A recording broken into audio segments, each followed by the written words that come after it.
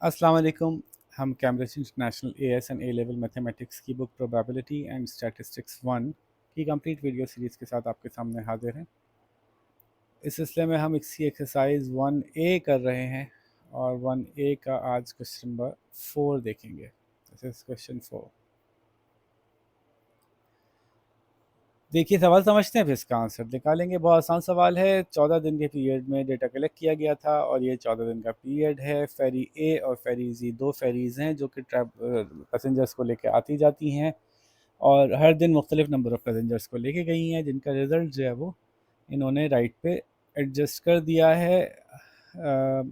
ये दिन के हिसाब से नहीं है कि ये मंडे का है या ट्यूसडे का है वेंसडे का, ऐसा नहीं है, बल्कि इन्होंने असेंडिंग ऑर्डर में लिख दिया है कि फेरी ए में जो मुख्तलिफ पैसेंजर्स मुख्तलिफ दिनों में गए, किसी दिन 26 गए, किसी दिन 27 गए, किसी दिन 28 गए, किसी दिन 30 गए, किसी दिन 34 गए, किसी दिन 36 गए, इस तरह से 43, 44, 45, 50, 52 ये मुख्तलिफ पॉसिबल मुख्तलिफ डेज़ के नंबर ऑफ़ पैसेंजर्स थे जो इन फेरीज़ ने कैरी किए।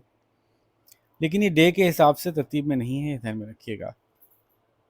पहला सवाल है, how many more passengers travelled on ferry G than on ferry A. तो बहुत आसान है, आप इनको ऐड करके 20 से मल्टीप्लाई कर दें, इनको ऐड करके 30 से मल्टीप्लाई कर दें, इनको ऐड करके 40 से मल्टीप्लाई कर दें, इनको ऐड करके 50 से मल्टीप्लाई कर दें, तो टोटल नंबर ऑफ पैसेंजर्स आ जाएंगे फेरी ए के। वरना आप 26 plus 27 plus 28 plus 30 plus 34 plus 36 plus 37 plus 43 plus 45 plus ये सब ऐड कर लें। तो ये तो ऐसे ऐड कर लें या वैसे कर लें, ऐसे मैंने बताया, क्योंकि इन सब में 30 तो कॉमन है ना, तो फिर 5 प्लस 8 किया आपने और उसको 30 से मल्टीप्लाई कर दिया, तो ये भी पॉसिबल है। खैर, तो जो आंसर आ रहा है ये कुछ निकाला हुआ है मिस एनी ने।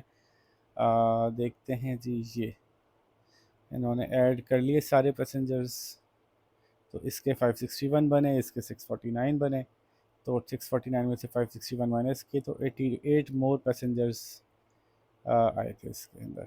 ठीक है जी। दूसरा सवाल ये है कि फेरी ए में जो ट्रिप करते हैं वो $12.5 का होता है और फेरी जी में जो ट्रिप करते हैं वो पता नहीं कितने डॉलर का होता है। हाँ, अ, जो फेरी जी में जो कमाई हुई थी, टेकिंग्स थी, कमाई हुई थी, वो 3.3 यानी $3.3 कम थी फेरी ए के मुकाबले में।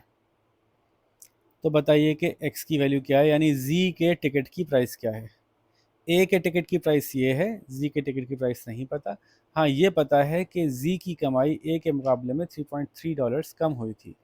तो बहुत आसान है सवाल, ये बेसिक एल्जेब्रिक क्वेश्चन है कि एक कॉस्ट ऑफ अ ट्रिप यानी एक टिकट की कॉस्ट ए में ये है, जी में एक्स है। तो टोटल टेकिंग्स इन्होंने बता दी कि फेरी ए की कितनी थी, वो ऐसे बता दी कि टिकट प्राइस पता है, टोटल नंबर ऑफ पैसेंजर्स पता है, इनको मल्टीप्लाई करें तो टोटल टेकिंग्स आ जाएंगी ए की।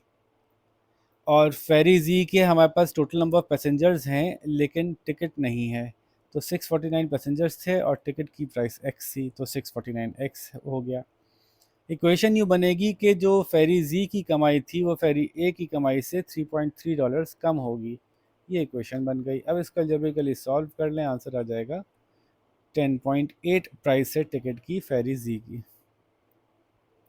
आखिरी सवाल कर रहे हैं जनाब इसमें कि least and greatest possible number of days on which the two ferries could have carried exact same number of passengers। देखिए, अगर पहले दिन, लेट सपोज ये पहला दिन था, दूसरा दिन था, और ये पहला दिन था और दूसरा दिन था, और ये तीसरा दिन था और ये तीसरा दिन था, तो कोई भी दिन ऐसा नहीं होगा जिस दिन जो नंबर ऑफ पैसेंजर इसके होंगे वो नंबर ऑफ पैसेंजर इसके भी हों। दोनों नंबर ऑफ पैसेंजर सेम कभी भी नहीं हो सकेंगे, क्योंकि ये शुरू ही अलग जगह से हो रहा है, शुरू अलग जगह से हो रहा है और आगे बढ़ते जा रहे हैं। तो एक तो ये हुआ कि कम से कम कितनी दफ़ा ऐसा होगा कि ये पैसेंजर्स दोनों फेरीज़ के सेम हो जाएं, तो जवाब है ज़ीरो। एक दफ़ा भी ऐसा नहीं होगा कि पैसेंजर सेम हो जाएं। हाँ, लेकिन हमें पता है कि ये जो नंबर्स लिखे हुए हैं, ये जो ट्री एंड लीफ डायग्राम है, ये स्टेम एंड लीफ डायग्राम है, ये असेंडिंग ऑर्डर में हमने बाद में की है, डेटा रैंडमली आया होगा। तो ऐसा हो सकता है कि जिस दिन इसके 30 हों उस दिन इसके भी 30 हों, कि एक नंबर तो हमें ऐसा मिलता है और एक नंबर और ऐसा मिलता है 43 और 43, और एक नंबर और मिलता है 45 और 45, और कोई नंबर सेम नहीं मिलता। तो मैक्सिममली जो पॉसिबल है कि दोनों फेरीज के नंबर ऑफ पैसेंजर्स एक ही दिन में सेम आए हों, वो बहुत से बहुत 3 हो सकते हैं कि इत्तेफाक ऐसा हो कि जिस दिन उसके 30 से, उस दिन उसके 30 से, जिस दिन उसके 43 से, उस दिन उसके 43 से।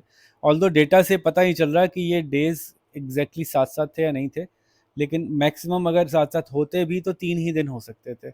तो minimum 0 and maximum 3 is the answer. Question number 4 done हो गया, आप इसको कंप्लीट कीजिए। हम क्वेश्चन 5 के साथ आपसे मुलाकात करते हैं। अल्लाह हाफ़िज़।